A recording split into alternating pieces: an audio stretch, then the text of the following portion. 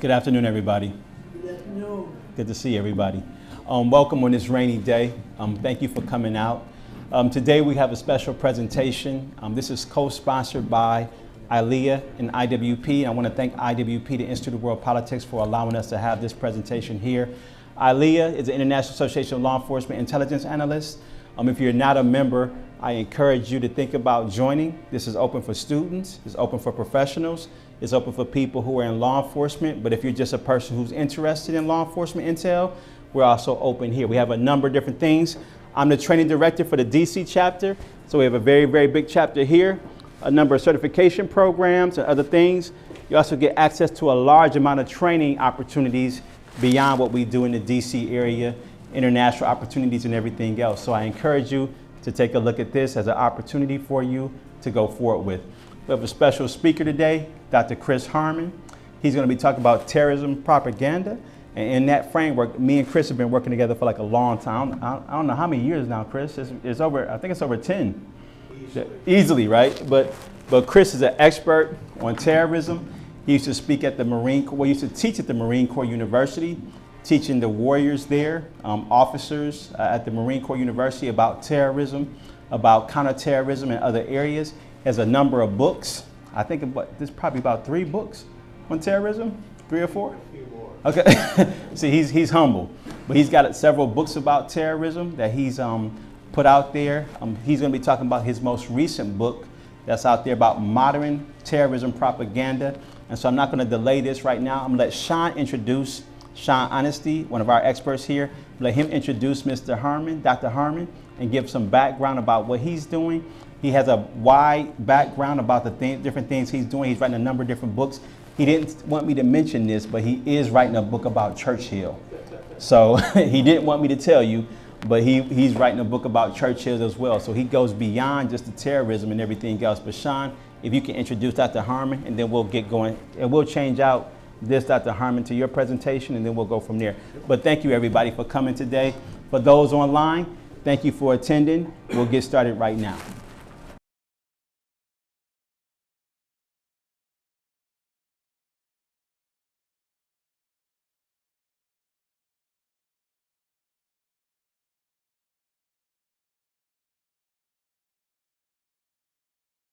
A graduate. For those of you who are new, IWP is a graduate school of national security, intelligence, and international affairs. We offer a doctoral program, 7 master's degree programs, including 2 online MAs, and 18 certificates of graduate study. If you are at all interested in learning more about us, please feel welcome to grab a staff member at the end of the lecture or visit us at iwp.edu. To support the work of IWP, please visit iwp.edu/donate. And a great way to do so is by sponsoring future lecture events like this one. Now today we'll be hearing from Dr. Christopher C. Harmon, who will deliver a lecture entitled Modern Terrorist Propaganda for our summer seminar/training. Dr. Christopher C. Harmon ran counterterrorism studies programs for the U.S. government in 2 of our Defense Department's regional academic centers, including in Garmisch, Germany and Honolulu, Hawaii. His work on how terrorist groups end was explored in a lecture series in the Washington, D.C. area from 2004 onward, with the overseas dates including Interpol headquarters in Lyon, France. Dr. Harmon is the lead author or editor of 7 books about revolutionary warfare, insurgency, terrorism, and counterterrorism. The latest publication has just recently been released from Marine Corps University entitled Warfare in Peacetime. With that, please welcome Dr. Christopher C. Harmon.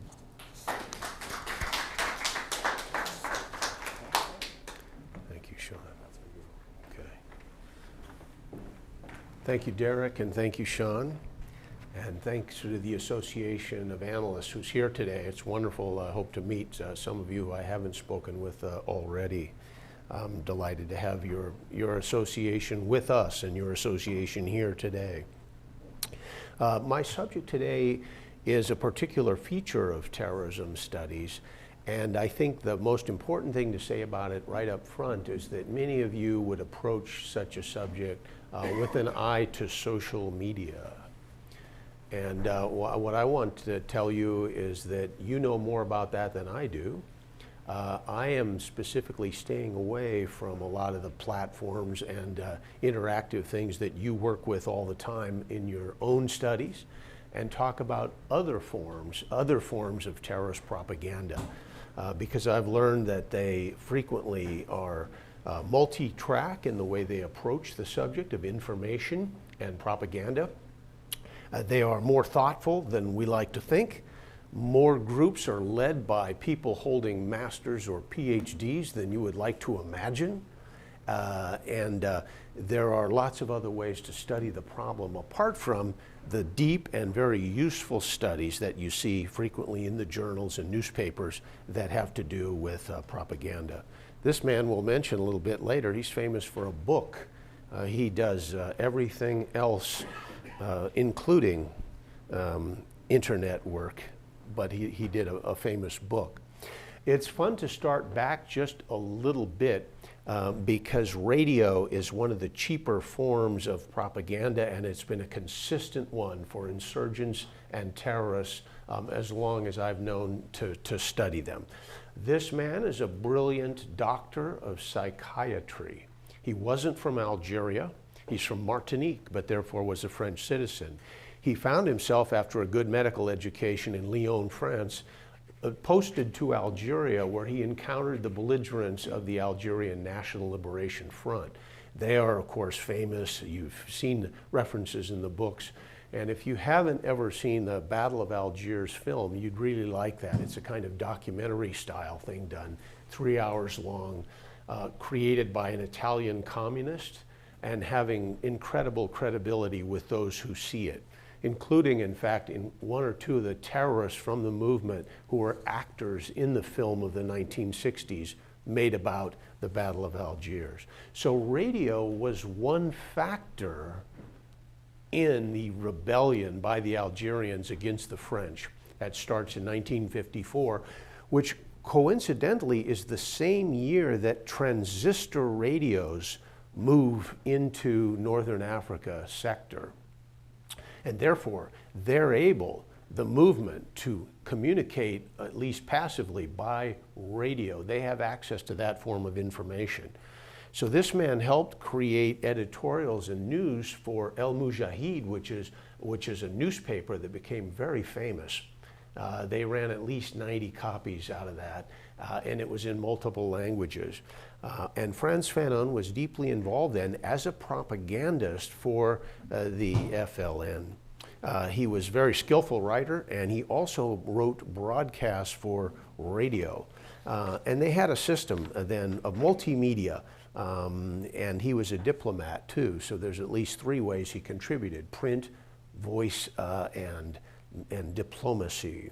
Meanwhile, at his clinic, he took care of injured warriors for the Algerians, which to him was incredibly important.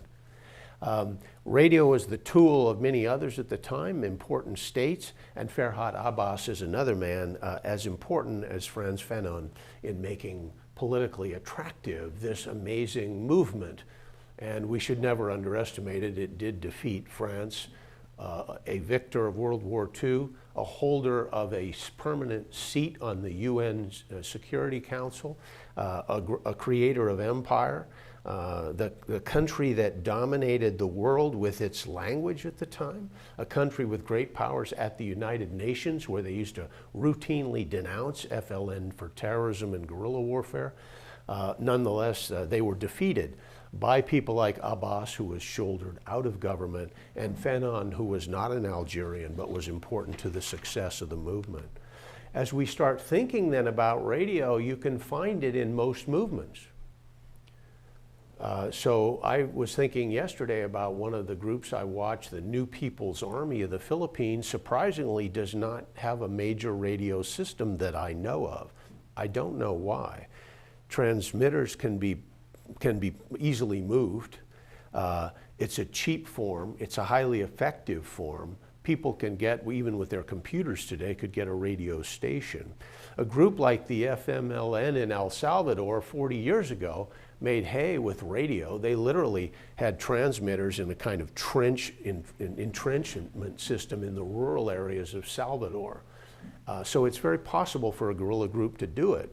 Most groups have done it, and this is a picture in which the advertisements offered by ISIS So you see them expert at social media, yes, expert in a lot of formats for pop propaganda, famous for this e-magazine, Dabik, but what they're running is an ad in an e-magazine for another medium, radio. And when they captured a system in Mosul, they kept it intact and began using it for their own purposes. To do radio, you need the human voice. Every kid in America grows up learning about the broadcast by Roosevelt and so forth. Radio can be a very, very powerful medium. I remember particular moments and shows from my youth, I think everyone does. Something about the fact that there's no pictures involved, and in a way a kind of removal from whoever's speaking is kind of interesting. The variety of radio programs, it's a very effective medium that relies on the human voice. And the New People's Army, which doesn't have a radio system, does have lots of other ways to communicate. Leaflets, political fronts, which are highly successful, by the way, an army, which they are, although it's very small, and a system of propaganda which relies upon the human voice for propagandizing one-on-one, for giving particular talks at various events. I found in a wonderful book about the New People's Army this description, which I want to share with you. A historian named Greg Jones came to know this movement deeply well. He was fascinated by their so-called armed propaganda units. So a small outfit that would go into a village, encourage people to think anew about communism, hate the government a little bit more, fear them a little bit less, begin liaison. He met with a woman he called Tibbs, and Tibbs is a female guerrilla with the New People's Army, Communist Party of the Philippines. He says of her, after 17 years in the countryside, Tibbs bore the signs of great physical hardship. A scar on her neck was the reminder of a goiter operation, the legacy of years of poor nutrition. Emaciated, she weighed barely 100 pounds.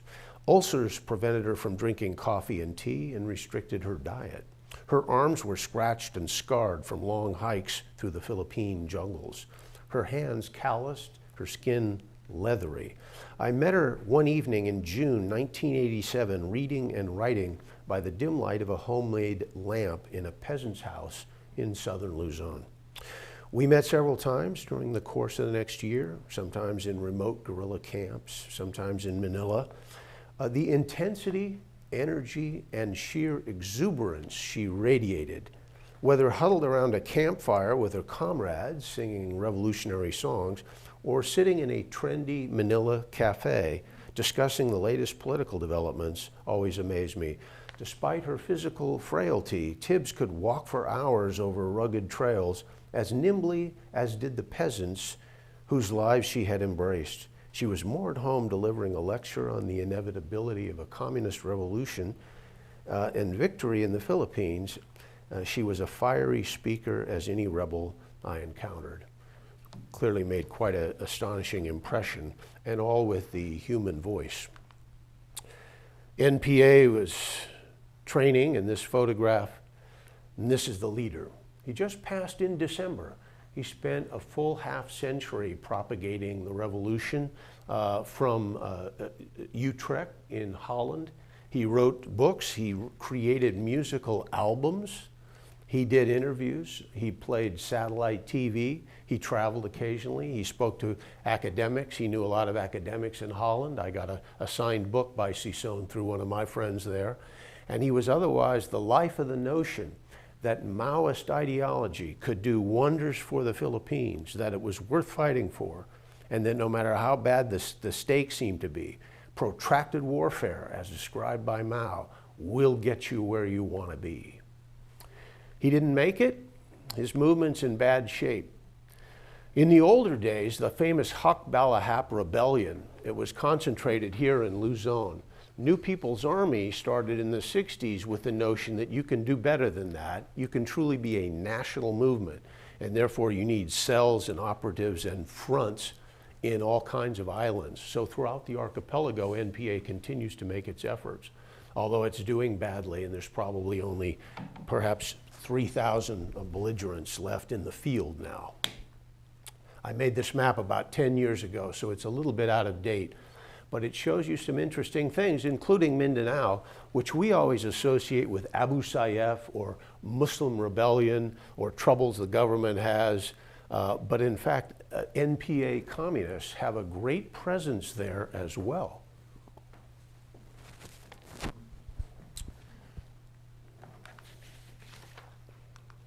Let's see.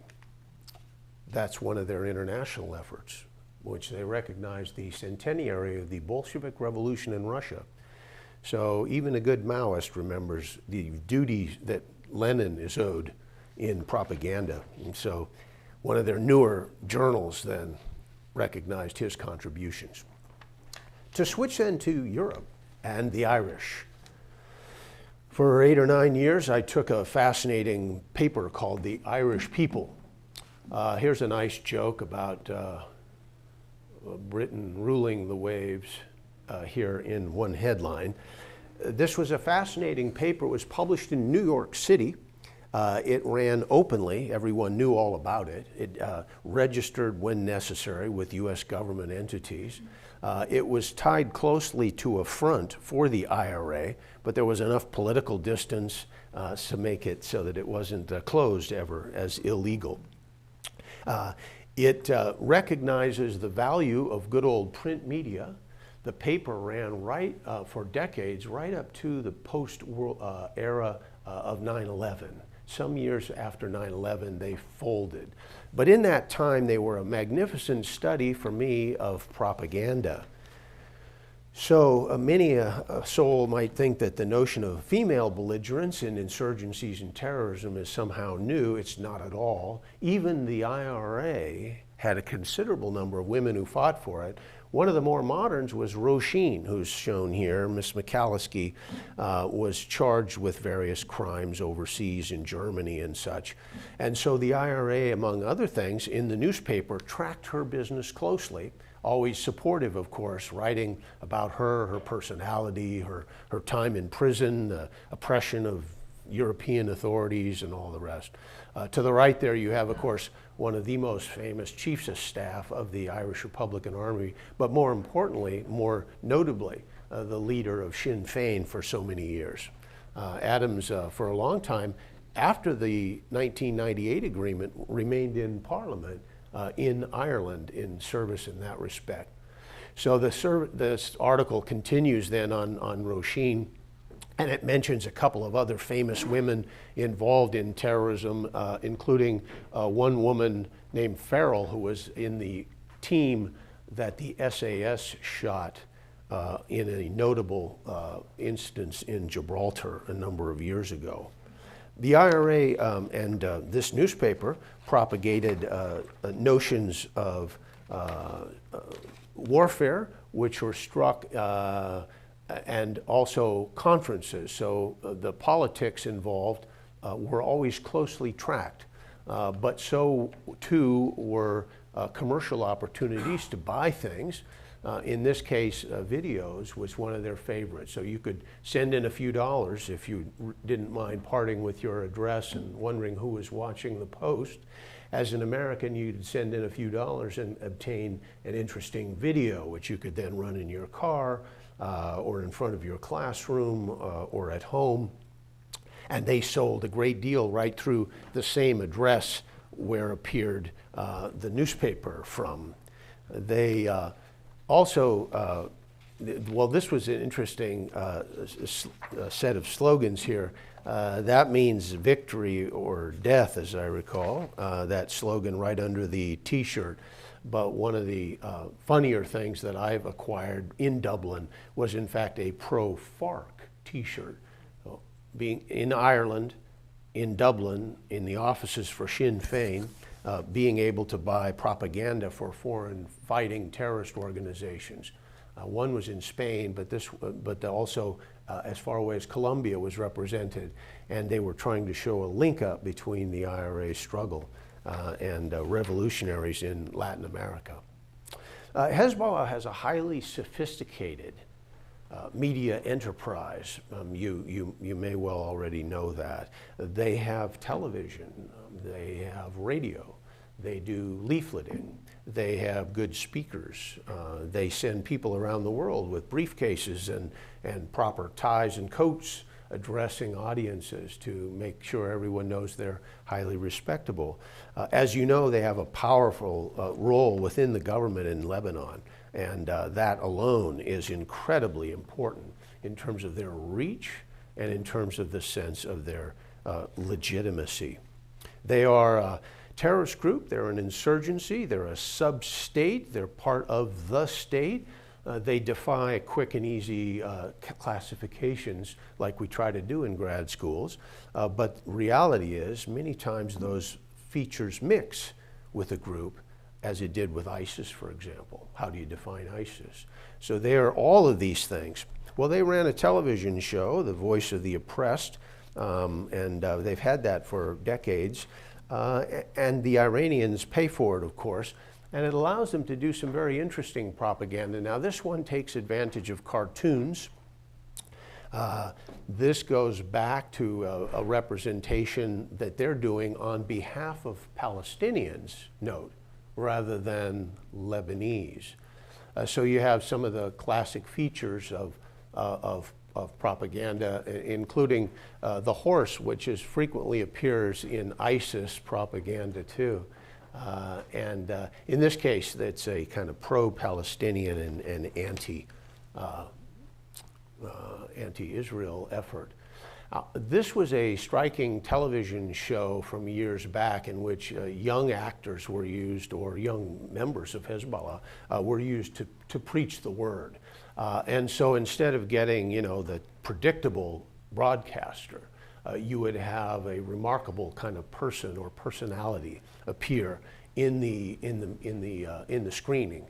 And in this case, they used a very young girl, and she's talking in very political terms about things that she probably doesn't understand too well, but she's got the spirit, and they like the look. And so we have all kinds of different points being made. The Post just a few days ago was covering again the CT strategy the Israelis have of breaking up a house where a terrorist had been living as a kind of deterrent and punishment, for example. So 20 years ago, she's talking about that. And she's also talking about the call to God, the call to national service. In terrorist propaganda, a phrase Herbert Marcuse introduced many years ago echoes here about the slumber. The slumber has lasted too long. It's very common for people who are not just reformists or activists, but actual revolutionaries or terrorists to urge you to sort of wake up to the realities and realize that the status quo must be resisted in all respects. So Hezbollah, like Hamas, has a powerful media empire, and their television station's still running. There were articles about it many years ago. And once the Israelis took it down, you might think, why wouldn't that happen a lot? They counted on that. They had a kind of ready station as a substitute. There was a gap of only minutes between the time Israeli bombs destroyed their brick and mortar broadcasting system and they were back up on the airwaves. So they've had a lot of money and it doesn't come out of Lebanon. One of the most interesting insurgencies is in a small democracy off of India, the Sri Lanka. They're an important state. They've actually defeated two insurgencies in modern times, one that was kind of Maoist and one that's very much nationalist and Tamil. And Sri Lanka has prevailed in both cases after long and bloody fights.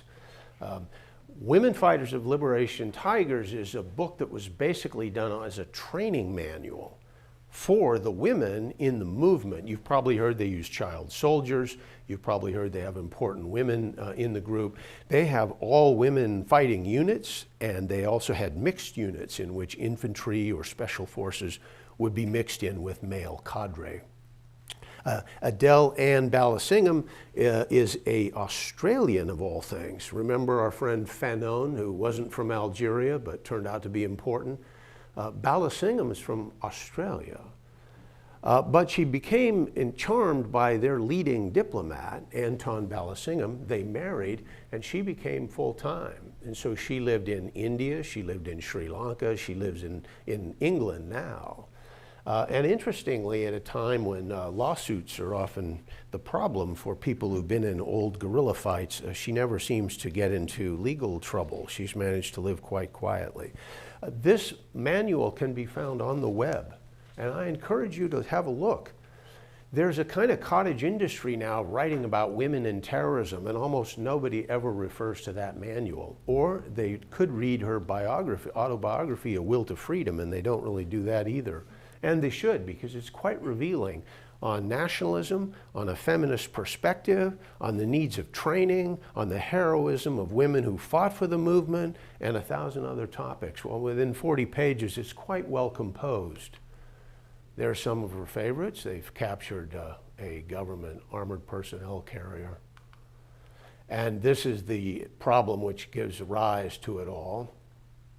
In the older insurgency by Sinhalese, it was a national picture.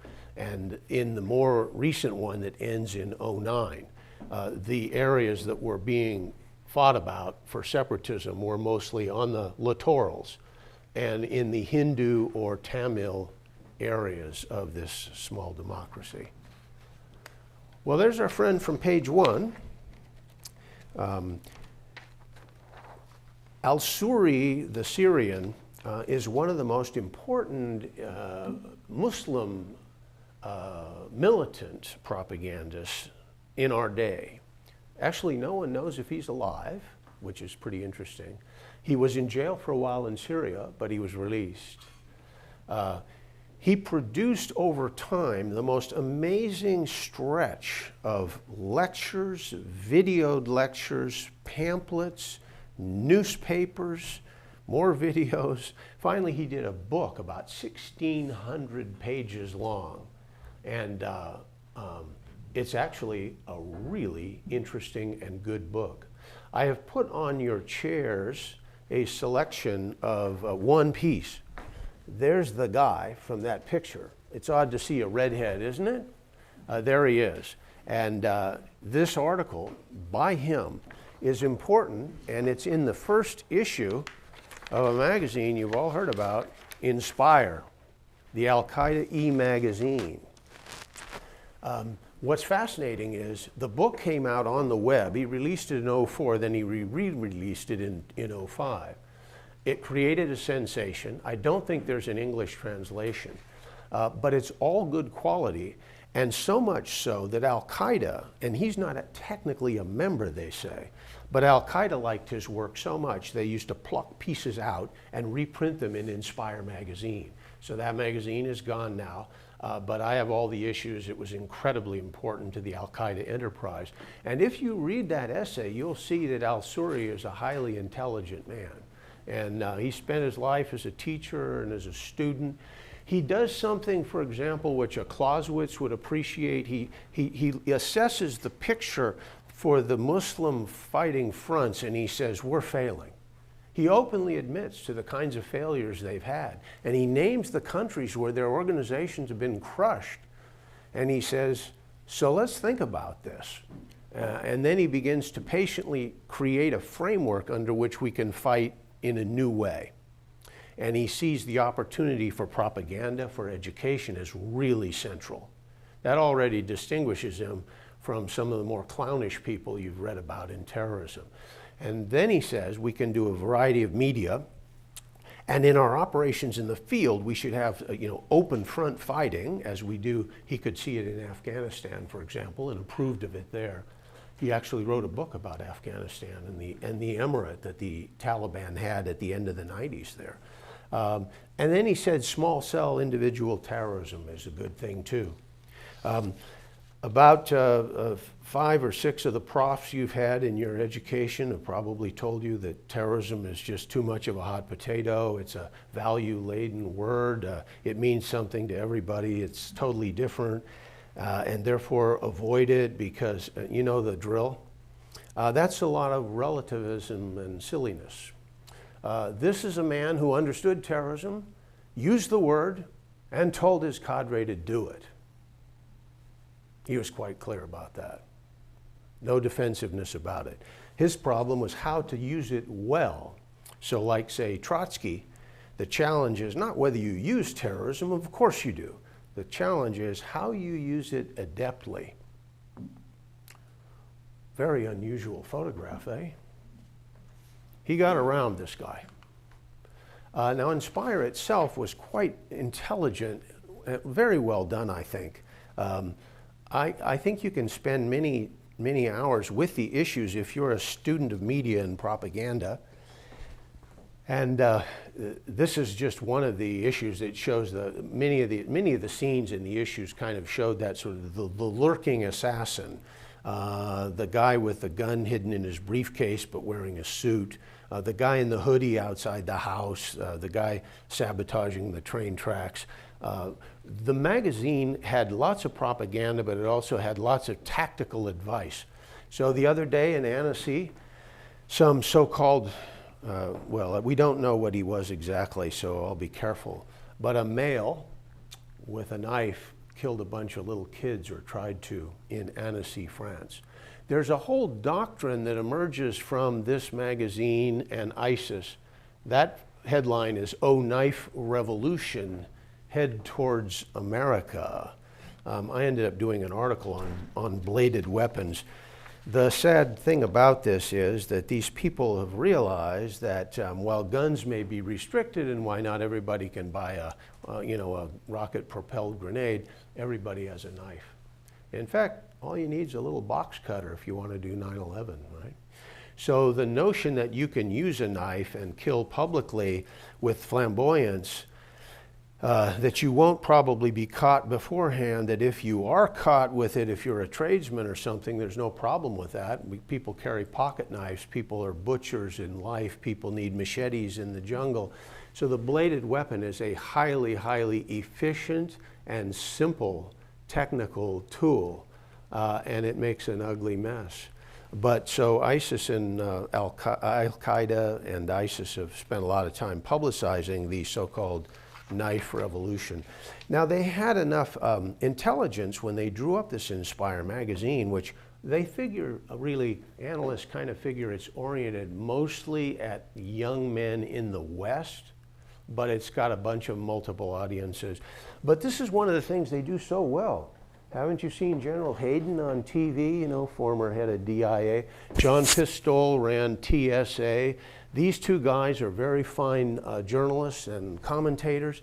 So what you get then is what you're sort of disarmed when you look at Inspire, because you know it's kind of propaganda, but then you're wary, right? So what they're doing is showing you, look at all the variety intellectually we indulge. We have people that are critical of us. We have these right-wingers who work for the US government. We have General so-and-so, and we think their opinions are interesting. And we'll put them in the magazine to kind of engender discussion. We're not afraid of conversation about these things. And so there were multiple media platforms, or I should say, multiple pages within this journal in which there was a pretense of a kind of interactivity and exchange of views. And by the way, the more the American conservatives or generals are upset by the strength of Al-Qaeda or the strength of ISIS, they like that. They thought that was terrific. They reprinted all that stuff. Somebody saying Al-Qaeda's under every chair in your library at the university, that was terrific. Good for them. So they print all those things. I found it enterprising, fascinating. The Americans finally killed the editors, as you know, in Yemen. And so the magazine went down. This is not just a reference to Yemen on the left, important fighting zone. Bin Laden thought Yemen was a beautiful, pure country where, in fact, one day he'd like to operate from, or maybe run a caliphate from, or help the caliphate develop there. On the right, a very famous new weapon. When you've seen in your newspapers in Jerusalem or a Christmas market in Germany or something else the use of a weapon, you're seeing not just an accident or an innovation, you're seeing something that's been preached by this journal. They tell you how to weld basically a sword-like thing on the front of your truck in your garage and do that successfully, and you can do a lot of damage. Interesting adjective, right? Mowing machine. When you're in Nice and they've run down over 500 people with one truck in a couple of minutes, mowing might seem like the right word for what they're trying to do. One of the last issues, I guess it was the last issue, was on derailing trains, which for any country, Europe, America, many others are heavily dependent on rail travel. It's pretty smart. Now, one of the most interesting things that we ignore, I think, and it's not that common maybe, but is the use of the advertisement. So in a particularly edgy paper, you could buy space. So the advantage of the media is not interactive, but at least you can design the thing yourself, get it agreed to. You can choose the colors, the words, the format. It's not going to be changed by an editor. Every academic who writes is appalled by what editors do with his supposed wonderful prose. You can design your own thing. So for 4 or 5 years, one of the most interesting campaigns, and this one is from 2011, the campaign run from about 09 to 12, the People's Mujahideen-e-Khalq, a secular Iranian organization, was running a campaign of ads. Now, in the old days, they killed some Americans, and so they got on the terrorism list. They killed others. They were killing because they didn't like foreign assistance to the government of Iran, the Shah. Revolution 79 comes. Surprisingly, they shift vectors a little bit, and they initially support the clerics regime, but then they turn against them, and by 81, they're in opposition. So this morning, I was looking at another video by these folks, which was raising up the specter of dates. Dates are important. So law enforcement people, you know, with terror groups, you got to watch the dates on the founding, the death of a particular leader, the creation of the State of Israel was produced the name of one Palestinian group, the May 15th organization. There's an article on the chairs about the importance of dates to these groups. So Maryam Rajavi, current leader of PMOI, finds it particularly vital the date 20 June 1981. So they have a new video out in which they're talking about the great rise of dissidents in Iran against the clerics regime. Now, if I've confused you as to what the ideology is of PMOI, you're with me, because I can't really describe it. The State Department uses words like secular, feminist, nationalist, anti-cleric. It's really kind of unclear because of all the curved path they've taken through life. But the short of it is that Maryam Rajavi is a smart woman. She has worked the ads campaign so that she's detached her group from its old terrorist patterns and is moving on strictly into propaganda. And her campaign in the media, which in very expensive papers, oh boy, they spent money on ads, right? In Europe and America, they worked various issues close to them. We could talk more later. And they used as advertisements some very important American activists, various members of Congress and intelligence agencies and such. And the idea was, we know you're on our list, but we want to be delisted and taken off those terrorism lists. And she eventually succeeded. So, yeah, you might have heard of Ambassador John Bolton. Del Daley I met once when he was running CT. Howard Dean, Louis Freeh. Here's a guy named Giuliani. What they did was, in the campaign, they brought these people to nice conferences, saw overseas in Paris or someplace it'd be fun to go. They gave them big honoraria. I was offered one once. They weren't to be laughed at. And they held a conference in which they discussed the issues, and the real message was, We're way off that model of the 70s where we were shooting your scientists in downtown Tehran. You need to think of us as a political activist organization. You need to remember your own anti-Khomeini hatreds and figure out you got a teammate here, and you need to take PMOI off the terrorism list. And they succeeded, and so they did. One of the most interesting things I've seen. So Hillary Clinton, as Sec State, eventually took them off because in fact there was just no new record of more terrorism from them. So those are a number of the different ways that go way beyond what we now think is conventional social media and propaganda, to make us think about all the different options media have for, that terrorists have for media. And what I think I decided in doing a book for Brookings on this is that we tend to think that each new thing would mean obsolescence of the old. If we can have television here at Hezbollah headquarters, why would we keep running the radio? Or why do print propaganda? How old-fashioned.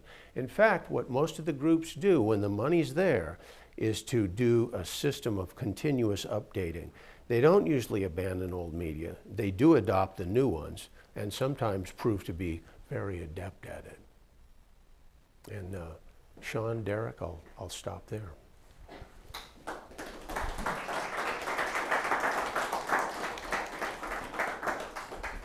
what we're going to do, we're going to open this up for questions right now for Dr. Harmon. Dr. Harmon, I've got a couple questions from people online as well, but I'm going to open it up to you guys first, and then we'll take those questions, and I'll throw in my questions from there. Yes, sir. Question. I'm Peter Humphrey. I'm an intelligence analyst and a former diplomat. I'm wondering if you can shed any light on sort of the murky in-between world of Fethullah Gulen. Oh, I wish I could. The gentleman's asked us about the man charged with being the coup leader against the Turkish government. He lives in Pennsylvania, and he's pretty quiet. But from the Erdogan perspective, he's the architect of a highly sophisticated coup and insurgency. The coup tried in 16 led to unnumbered deaths, but even worse, tens of thousands of arrests. BBC over the weekend ran an hour on this. It's absolutely astonishing for a democratic state, member of NATO, to just routinely and sweepingly arrest opponents. They started with the armed services, then they went through all the government agencies, then they went to every school. I mean, there's no serious school in Turkey that didn't at some point see somebody hauled away.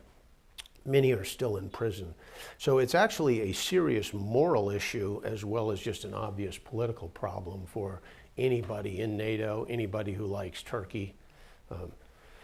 I visited Turkey. I'm really glad it was before any of that. I don't know that I would go today. I am unable, and maybe you'll help us, I'm unable to speak to Gulen's activities and whether there's any relationship to what actually happened in Turkey.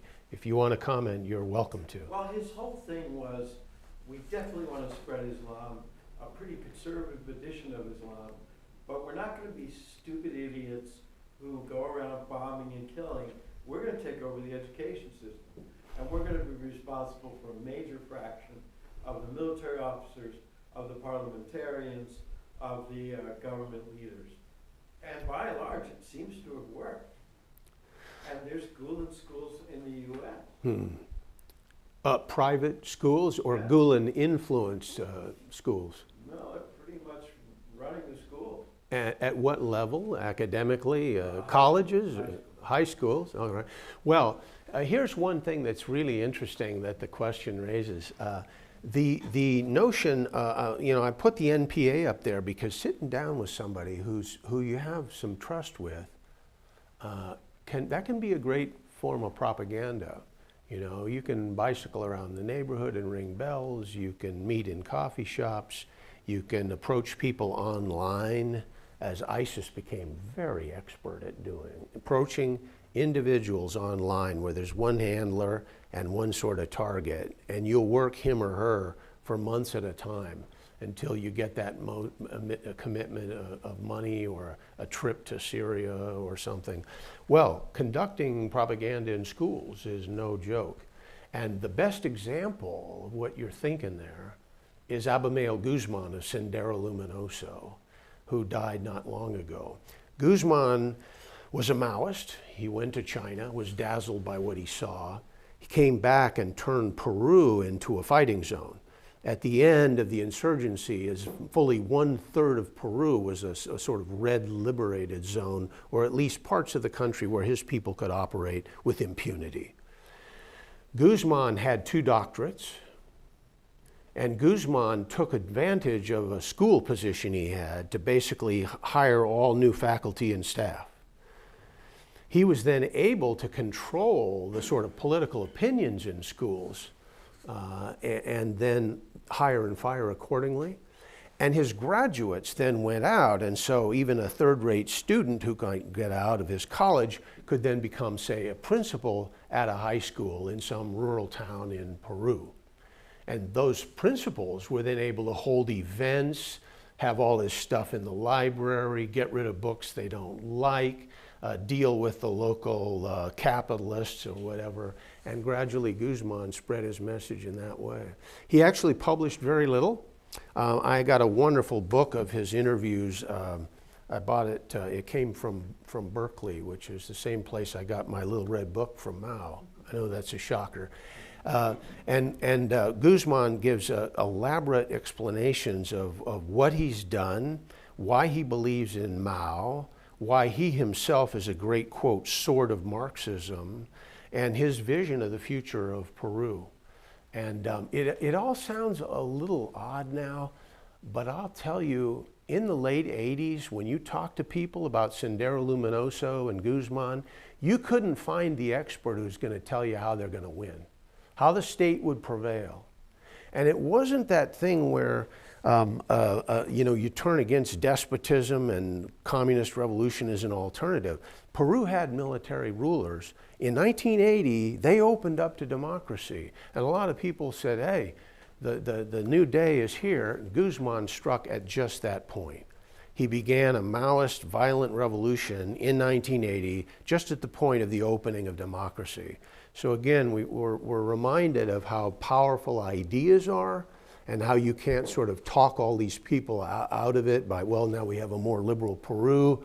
On the contrary, the Maoist vision of a fight to the finish was vital to him. So he was finally captured. It was one of the, Derek and I used to talk about how terror groups end. It was a decapitation case. There aren't very many. Very good policing captured him. Good for the police on this one. It was fascinating. There was a sense within the national police in Peru that too much corruption and sort of impotence and lack of initiative was characteristic. And a police major, a young man, I think his name was Benito Jimenez, he let idealism move him, and he got permission somehow with almost no budget to start a little cell inside the National Police. And what they were doing was hunting for Abimael Guzman. They were focused like a laser on the leaders of that group, and especially Guzman. And they didn't do torture, everything was routine, great police work. This should be written up in so many places.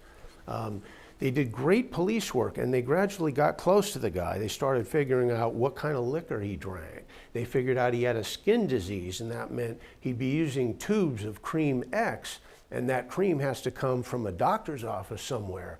And they did all this intel work.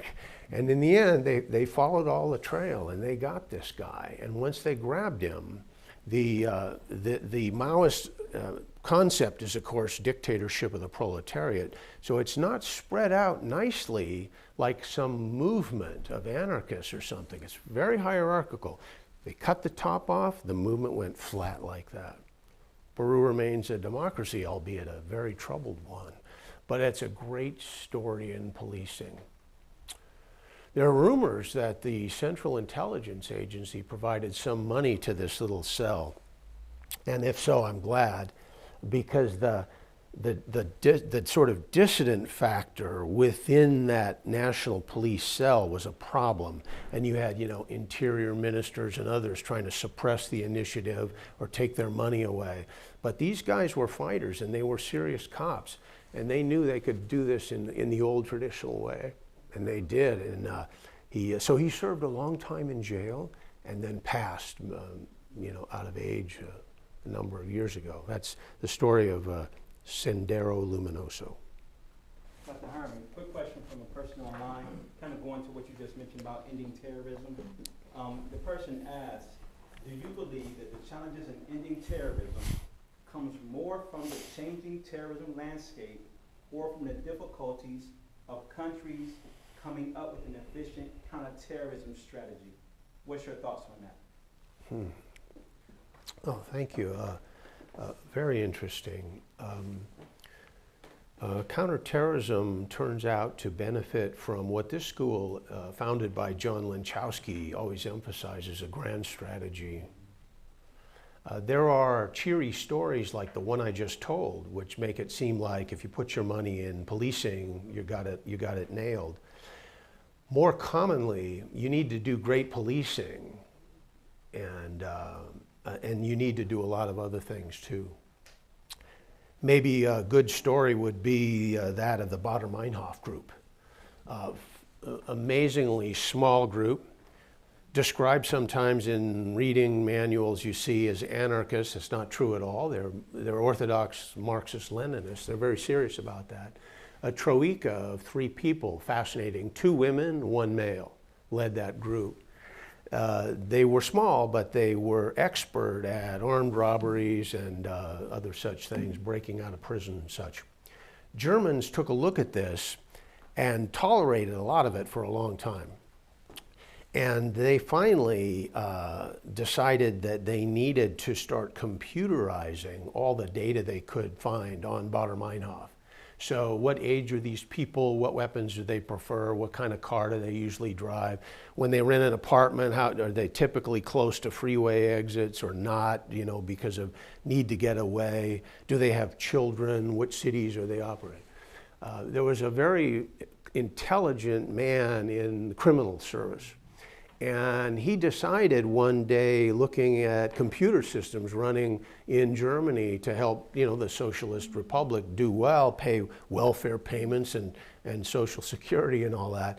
And he said, look at this computer power is fantastic. We need to harness this against our RAF, the armed Red Army faction, or in German, Red Army fraction. And so they began putting all that data in. It hadn't really been done except in one case I know of by France. And they gradually became very adept at this, and then they could make arrests. So instead of a gunfight, and they had some of those, you just get the knock at the door and you get the arrest, and the guy usually sort of knew that they were getting close. They did that. They also created a new special forces team. After the Munich massacre, they created GSG-9, one of the great teams. And those guys in '77 took down an airliner in Somalia and did it with such expertise that it was absolutely crushing. So they kept their willpower, they put money into the effort, they put money and focus into computerizing intelligence, and they created or buttressed this new special forces group they had and made that work. And they showed the patience that it took to keep these people in jail. In Europe, for example, a lot of terrorists get out of jail rather quickly. Not in Spain. The Spanish are serious. And you know why ETA is gone? Because all those people are in jail, like right now. So they jailed a lot of people and they kept them in jail. And so some of the top leaders were in Stammheim prison. They actually, at the moment the aircraft they had hijacked was retaken by GSG-9, 2 of the top leaders in Stammheim committed suicide. And they had already realized and published once or twice suggestions they weren't reaching the German people well enough. So RAF will go through a couple of more generations, none of them very effective, and in the end, I think 92, they publish a document that basically says we give up because we're not communicating with our beloved proletariat here in Germany. So the Germans did 4 or 5 different things at a time to buttress their policing effort, and so there might be other cases when economic reform would be useful, when civic action would be useful, as it was in the Huck Balahap case in the Philippines, for example. Because if your army or police are abusing a lot of people and ruining your public opinion side, then you're not going to get people stepping forward with intelligence tips. Take a question from the audience. Any questions that anybody has? Yes, sir. Thank you very much, Alexander Patterson, the former diplomat. The list, I'm going to Yahya in their campaign to be delisted. Some of the people that were supporting that campaign are pretty distinguished former government officials. Now, where do you draw a line between being a former government official and I mean, were they actually, these honoraria that you mentioned, they were still listed, the MK, right? Yes. How does that work? I mean, it's a question of, I don't want to say ethics, but it raises questions. Well, it's extremely difficult. I like the case for a lot of reasons, including the fact that they won, and that somebody named Secretary of State Clinton signed the thing in 12, and it was a formal agreement, and that would include a lot of intelligence interaction. That is, the way these guys are listed is an elaborate process that takes many months or years. Sometimes they're listed long after they're famous in terrorism, and people who are advocates of their group or against their group are sorry it took the U.S. so long. But there's a very patient process of trading intelligence, discussing with diplomats. A lot of this is done in the Bureau of CT at State. It's gradually fleeted up over time. It used to be a kind of counterterrorism advisor. Then it got more and more structure. So now State has a big structure. And they bring in all the intelligence they can from overseas and domestically and Homeland Security, and they vet these things and they decide that somebody goes on. So there would have been tremendous efforts to get them off. So the political effort is quite unique because it's very difficult. It'd be easier for me to go and say, why does State still show Abu Nidal listed on here? Didn't that guy die like decades ago? What do we? But when it's this kind of case where you have a large group, they have Seine base in France, a compound. It's apparently very nice. They've got a training in Albania. That's interesting. And then whatever efforts they have inside Iran. When you have an established entity right in front of you and they're broadcasting all the time, it could be quite dangerous for you to step forward off that list and put your name on that list. And I think they showed patience. They did all the publicity was just relentless. There wasn't really anything on the other side because the regime in Iran hates them. But what does a typical American think of the official Iranian position, right? How threatened is that?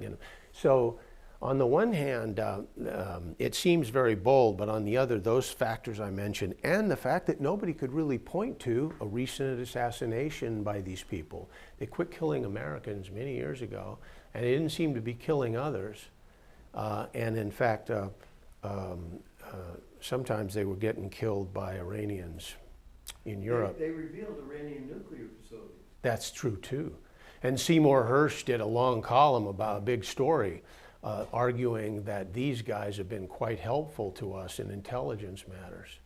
So there's somewhere in our intelligence system there was a link up where they turned out to have we won't say perfect, but apparently the kind of things you see in the press accounts, which is all I have, in elaborate stories in journals and newspapers, is the intelligence seemed to be very good.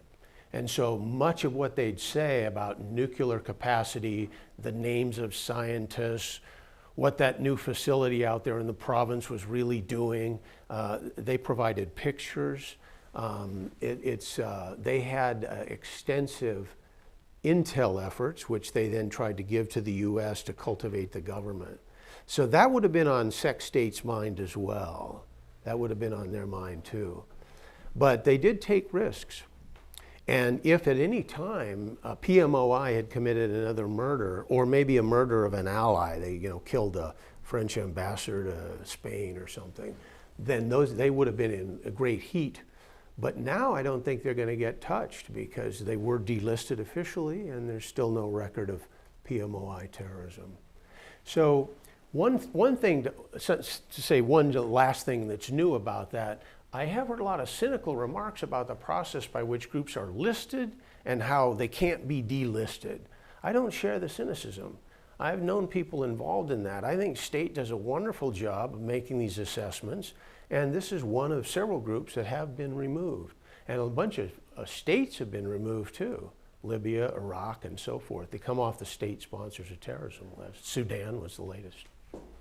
Unique question from online real quick, and then if we can, we'll try to get, Sean, we'll try to get one more from him real quick before we go. But online, a unique question, Dr. Harmon. How has terrorism propaganda progressed in the digital landscape with the introduction of AI, artificial intelligence? Do you have any kind of framework of that? I'm afraid I don't know.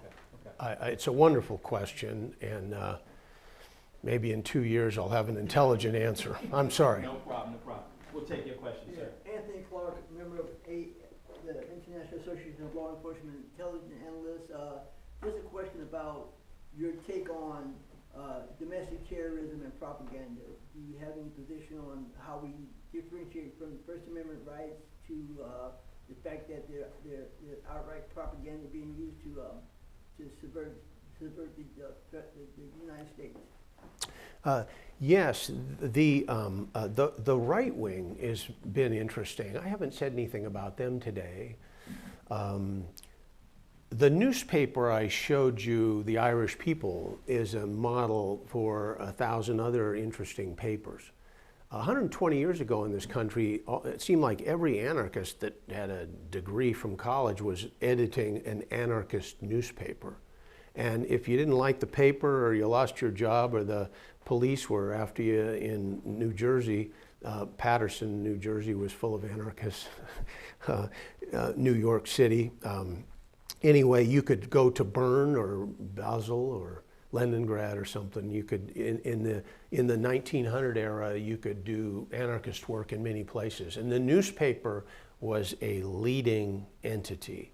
And many of the white separatists in this country have run newspapers quite successfully, or they've at least tried. So in the book that Navy Commander Bowdish and I did, The Terrorist Argument, I go into great length on one fellow in particular who spent his whole life speaking, lobbying neighbors, and handing out flyers. But that's really labor intensive.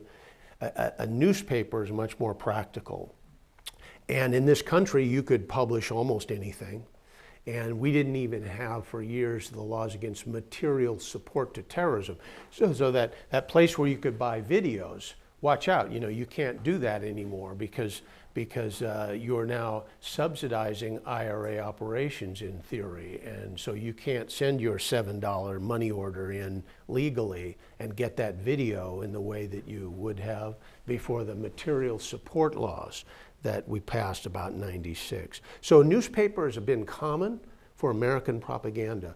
The novel is a great one. So the guy who bombed Murad building in '95 in Oklahoma City used to sell out of his back pocket or his truck copies of a novel, the Turner Diaries. You might have heard of it. The Turner Diaries is one of 2 books the guy wrote. It's the better. And it's a kind of racist rant, but it's also an interesting novel. And the idea was that we could approach propaganda in a whole new way. So instead of, sandwich board outside the public square, you write a story that drags people in. And the right wing has begun to do this. There's a fellow named George Michael, I think his name is. He's an academic, maybe 45, 50. He's become quite expert on the range of fiction that whites are writing, white power guys are writing. So Pierce, another PhD, physics, Pierce, who's the author of the Turner Diaries, sold hundreds of thousands of copies of that book. And there were a lot of guys like McVeigh who would give that away or believed in it. And what it was a call for a race war. So it thought that if you did enough terrorism, you could get the blacks and whites fighting with each other, and invariably, because of numbers, the whites were going to win. Or on a variant, some of these guys think you could have like a secluded zone, like take some place that's mostly white, like say the Pacific Northwest, and the country could separate into two great, not great at all, but two large entities. And so fiction has become one of the new things, and there are actually a number of activists in this area. And then it turns on how good the story is, but also how realistic it was. And the Turner Diaries was so realistic that it was used as a model. I found in writing one of my books, I found at least 5 cases in which terrorists used the Turner Diaries as a model for what they're doing. So we can't discount fiction, revolutionary fiction. There's also the right-wing talk shows.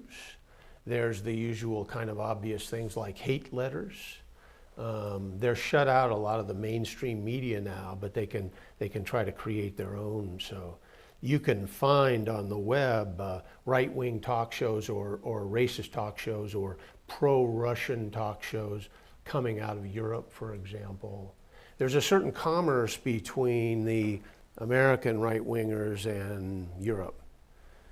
So I tracked a guy who called himself the Farm Belt Führer. And this man published newspapers and stuff all over America. And I was in Prague doing some counterterrorism stuff, and I'm talking to a policeman over there, and that guy had just been there. He'd just been in Prague. Right. So then I asked him about another guy from the right wing, David Duke, you remember, Louisiana politics. He said, oh yeah, he was just here too. I'm standing there in Prague, right? And we know now from Post coverage and others, there's a lot of commerce with some of the Russians and the Russian monarchist organization, so-called. So there's a certain, when we think of neo-fascism, we think of blood and soil. And we should. That's the heart of it, the violence, the attention to will rather than reason, and so forth. But we also think of it as localized or maybe nationalized. And in fact, the most recent concern, and Biden administration's big on this, is some of the links these guys have to the outside. So that Prague experience for me was a decade ago. But increasingly, we're worried about the way this information passes across. In old days, when the computer was just being invented, they found it wonderful to have the ability to pass a full text over the computer. So a white power guy in America could send something to a contact in Canada, because Canadian laws were tougher than ours. And so the Canadian guy couldn't possibly buy this little pamphlet somewhere at a radical store, like we have lots of those. But a buddy in America could send it to him over the web. Nothing, no crossing of borders, nothing illegal. And that was a very facile way to use propaganda. So where I think I'll close with this, I mean, I think the administration's, I think they're more worried about the domestic threat from other Americans than I am. I think that the greater lethal threats are more foreign-based and more ideological-based rather than hatreds of race in this country. But certainly that is a problem, and so it's a question of how you want to prioritize that. And the Biden administration has put the American issue right at the top, the domestic. And I think there's argument that that might be wrong priorities. But they have in effect used most of the propaganda methods that we know and that we've discussed today, although they can't do something legal, legally, like with radio or TV, but all the other things we've discussed are open options to them. Last comment is, one of your best ways to learn about these guys has been the Southern Poverty Law Center, which I think has been disappointing now. Morris Dees, who was this brilliant lawyer that broke some of the big white power groups, has been pushed out, and they have a new agenda, and I understand that American authorities don't trust their data anymore, and I can tell you why I don't, because every new group or name which pops up gets a big profile from Southern Poverty Law Center, and they're always treated as a new group. And in fact, what you're really looking at is a continuously shifting landscape in which groups form and reform. Southern Poverty Law Center never has a cover story about the disintegration or passage of one of these alliances or leagues or groups. They never report on the ones that go away. So you get this sense from their data that this is just a burgeoning problem. That's a false sense. It's not true. And that's too bad, because there was a day when I sent those guys a few bucks. And Morris Dees is an American hero. He realized that there's a lot of ways to go after these guys within the context of American politics, and using civil suit to go after them for given crimes and then bankrupting them with big payments by them to the government or to others was a great new strategy. And as a lawyer, he figured that out, and he broke a number of groups, which was really, really superb. Good lawyering. But he's gone now. He's out of that office. Let's give Dr. Harmon a